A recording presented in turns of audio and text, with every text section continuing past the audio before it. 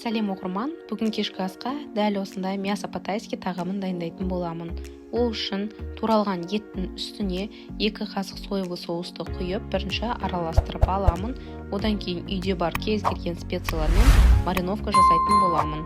Бірінші кезекте перец, қызыл, қара, универсальный кез келген приправа және зеленді алып, барлығын бірге араластырып, осылай мариновать етіп, біраз уақытқа қойып қоямын. Шамамен жарты сағат тұратын болса, ол бізге жеткілікті. Пайдаланатын көкөністердің барлығын осындай ұзынша формада турап дайындап аламыз.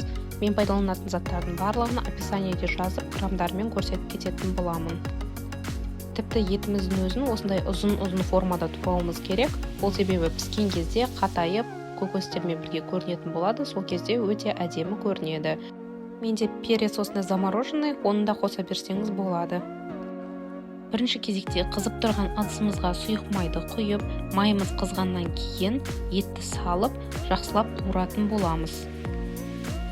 Етті қуырған кезде оны жиі араластырып тұрыңыз, себебі еттің құрамында соевый соус болғандықтан майыңыз күйіп кетіп, еттің асты жабысып қалуы мүмкін.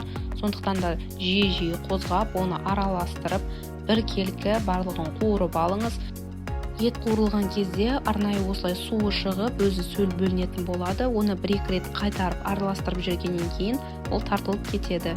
Суы тартылған еттің үстіне көкөністерімізді шетінен салып отырып, осылай қуырамыз. Бірінші сәбіз бен редьканы қуырып алып, одан кейін оның үстіне пиязымыз бен чесногымызды салып араластырамыз. Енді бұның үстіне перецті салып, помидормен бірге қуырамыз. Помидор салу міндетті емес, менде замороженный түрі болғандықтан мен қосуды жөн көрдім. Біздің барлық өнім бір келкі қуырылып, дайын болуға жақын қалды. Дәл осы уақытта біз қиярымызды қосамыз. Яғни огурцы бізде қатты күйіп, қатты қуырылып кетпеу керек.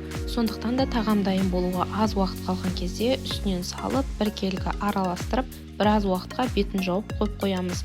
Көкөністердің барлығының дәмі бір келкі болып бір-біріне сіңіп болуы үшін осылай баяу отта 4-5 минутқа қойып қоямыз. Егер асты жабысып жатқан жағдайда сәл су қоссаңыз болады.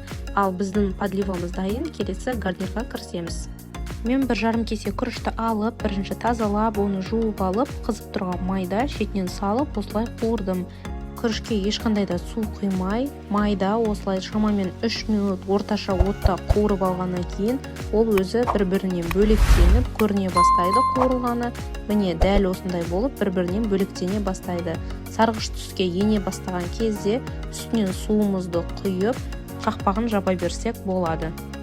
Суының мөлшері күрішпен бетпе-бет болып тұруы керек, яғни күрішіміздің барлығы суға батып тұруы керек. Дәмін көріп, одан кейін тұзын салып, орташа отта қақпағын жауып қоясыз.